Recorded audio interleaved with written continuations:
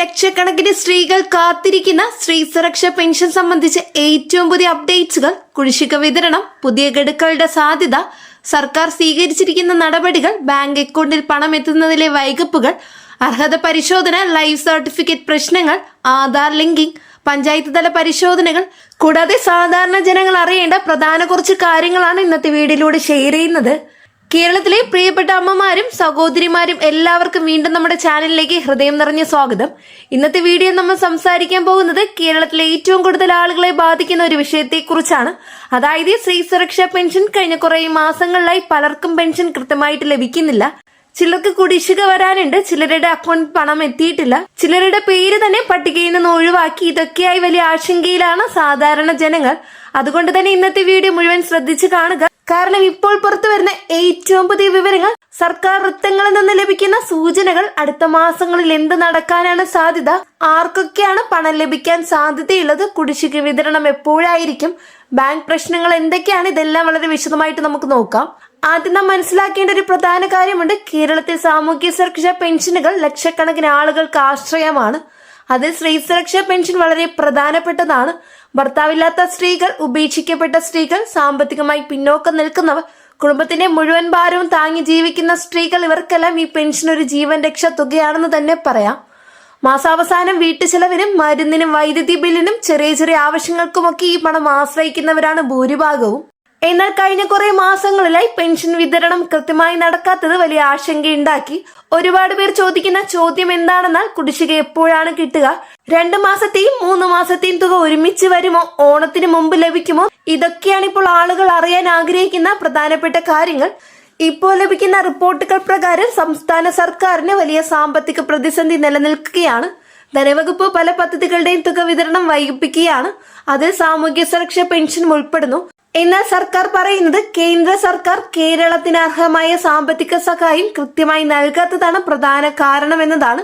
ഇപ്പോൾ ഏറ്റവും പ്രധാനപ്പെട്ട അപ്ഡേറ്റ്സ് എന്താണെന്ന് നോക്കാം. വിവിധ പഞ്ചായത്ത് ഓഫീസുകളിലും അക്ഷയ കേന്ദ്രങ്ങളിലുമുള്ള വിവരങ്ങൾ പ്രകാരം കുടിശ്ശിക വിതരണം സംബന്ധിച്ച ഫയലുകൾ സർക്കാർ തലത്തിൽ സജീവമായി പരിഗണിക്കപ്പെടുന്നു എന്നാണ് സൂചനകൾ. ചില ജില്ലകളിൽ പരിശോധനകൾ പൂർത്തിയാക്കിയിട്ടുണ്ട്. ചിലരുടെ അക്കൗണ്ടുകളിൽ ചെറിയ തോതിൽ ക്ലിയറൻസ് ആരംഭിച്ചതായി റിപ്പോർട്ടുകൾ വരുന്നു. എന്നാൽ സംസ്ഥാന തലത്തിൽ മുഴുവൻ വിതരണം ആരംഭിച്ചിട്ടില്ല. അതിനാൽ പലരും ആശങ്കക്കുഴപ്പത്തിലാണ്. ഇപ്പോൾ പെൻഷൻ വൈകാനുള്ള പ്രധാന കാരണങ്ങൾ എന്തൊക്കെയാണെന്ന് വിശദമായിട്ട് നോക്കാം. ഒന്നാമത്തെ കാരണം സാമ്പത്തിക പ്രതിസന്ധി. കേരളത്തിന്റെ ധനസ്ഥിതി ഇപ്പോൾ വലിയ സമ്മർദ്ദത്തിലാണ്. ശമ്പളം, പെൻഷൻ, വികസന പദ്ധതികൾ, കടബാധ്യതകൾ എല്ലാം ഒരുമിച്ച് കൈകാര്യം ചെയ്യേണ്ട സാഹചര്യമാണുള്ളത്. രണ്ടാമത്തെ കാരണം അർഹത പരിശോധനയാണ്. സർക്കാർ ഇപ്പോൾ വ്യാപകമായി പരിശോധനകൾ നടത്തുകയാണ്. യഥാർത്ഥത്തിൽ അർഹരായ ആളുകൾക്ക് മാത്രം പെൻഷൻ ലഭിക്കണമെന്ന് സർക്കാർ പറയുന്നത്. അതിനായി ബാങ്ക് അക്കൗണ്ടുകൾ, ഭൂമി വിവരങ്ങൾ, വാഹന ഉടമസ്ഥാവകാശം, വരുമാന രേഖകൾ എന്നിവ പരിശോധിക്കുന്നുണ്ട്. മൂന്നാമത്തെ കാരണം ആധാർ സീഡിംഗ് പ്രശ്നങ്ങളാണ്. പലർക്കും ബാങ്ക് അക്കൗണ്ടുമായി ആധാർ ശരിയായി ലിങ്ക് ചെയ്തിട്ടില്ല. ചിലരുടെ IFSC കോഡ് മാറിയിട്ടുണ്ട്. ചിലരുടെ അക്കൗണ്ട് ഇന്നാക്റ്റീവായി, അതുകൊണ്ട് പണം തിരിച്ചു പോകുന്ന സാഹചര്യമുണ്ട്. നാലാമത്തെ പ്രധാന പ്രശ്നം ലൈഫ് സർട്ടിഫിക്കറ്റ് ആണ്. പലർക്കും മസ്റ്ററിംഗ് പൂർത്തിയാക്കാത്തത് കൊണ്ട് വിതരണം തടസ്സപ്പെടുന്നു. പ്രത്യേകിച്ച് പ്രായമായ സ്ത്രീകൾക്ക് അക്ഷയ കേന്ദ്രങ്ങളിൽ എത്താനും ബയോമെട്രിക് നൽകാനും ബുദ്ധിമുട്ടുണ്ട്. അതുകൊണ്ട് നിരവധി പേർ ഇപ്പോഴും പെൻഡിംഗ് ലിസ്റ്റിലാണുള്ളത്. ഇപ്പോൾ ഒരു പ്രധാന ചോദ്യത്തിലേക്ക് പോകാം. കുടിശ്ശിക എത്ര മാസം വരാനാണ് സാധ്യതയെന്നത്. ഇപ്പോൾ പുറത്തു വരുന്ന കണക്കുകൾ പ്രകാരം ചിലർക്ക് 2 മാസവും ചിലർക്ക് 3 മാസവും, ചില പ്രദേശങ്ങളിൽ അതിലധികം കുടിശ്ശിക ലഭിക്കാനുണ്ട്. എന്നാൽ വിതരണം ഒരുമിച്ചാകുമോ, ഘട്ടം ഘട്ടമായിരിക്കുമെന്ന കാര്യത്തിൽ ഇപ്പോഴും വ്യക്തതയില്ല. ഇപ്പോൾ നിരവധി പേർ പറയുന്ന ഒരു വിഷയം ബാങ്ക് അക്കൗണ്ടുകളിൽ പണം എത്തിയിട്ടില്ല എന്നതാണ്. പലപ്പോഴും സർക്കാർ തുക റിലീസ് ചെയ്തിട്ടുണ്ടെങ്കിലും ബാങ്ക് പ്രോസസിംഗ് വൈകാം. പ്രത്യേകിച്ച് സഹകരണ ബാങ്കുകളും ചില ഗ്രാമപ്രദേശങ്ങളിലെ ബാങ്കുകളും അപ്ഡേറ്റ് വൈകിക്കുന്ന സാഹചര്യമുണ്ട്. അതുകൊണ്ട് ആദ്യം ബാങ്കിൽ പരിശോധിക്കുക, ശേഷം പഞ്ചായത്തിൽ അന്വേഷിക്കുക. പലർക്കും SMS വരാറില്ല, അതുകൊണ്ട് പണം വന്നിട്ടില്ലെന്ന് കരുതേണ്ട. ബാങ്ക് പാസ്ബുക്ക് അപ്ഡേറ്റ് ചെയ്യുക, ATM ബാലൻസ് പരിശോധിക്കുക. ചിലപ്പോൾ DBT നേരിട്ട് ക്രെഡിറ്റ് ചെയ്തിട്ടുണ്ടാകാം. ഇപ്പോൾ സോഷ്യൽ മീഡിയയിൽ മറ്റൊരു വാർത്തയും പ്രചരിക്കുന്നുണ്ട്. പുതിയ ഗുണഭോക്തൃ പട്ടിക തയ്യാറാക്കുമെന്നാണ്. ചിലർക്ക് ഒഴിവാക്കൽ നോട്ടീസ് കിട്ടിയെന്നും പറയപ്പെടുന്നു.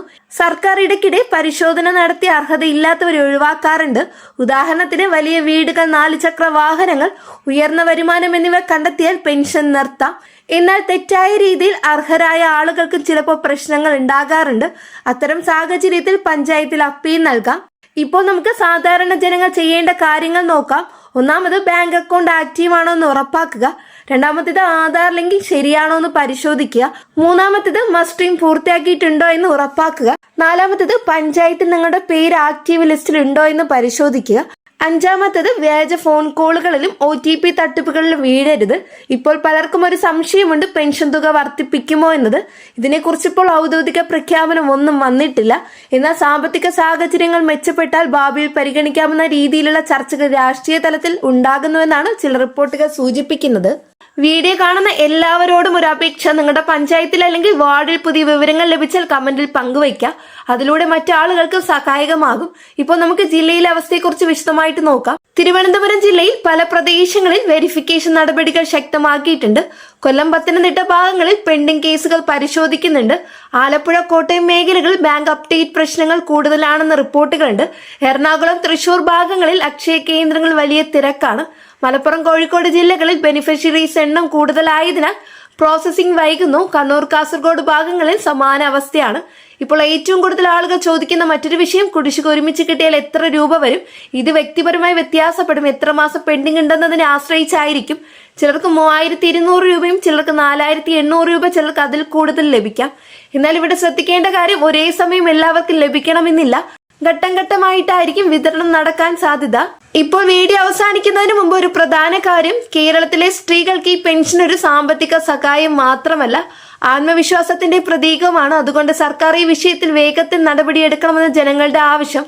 വരാനിരിക്കുന്ന ദിവസങ്ങളിൽ പുതിയ ഉത്തരവ് വിതരണം സംബന്ധിച്ച് ഔദ്യോഗിക അറിയിപ്പ് വന്നാൽ ഉടൻ തന്നെ ഈ ചാനലിലൂടെ അറിയിക്കുന്നതാണ്.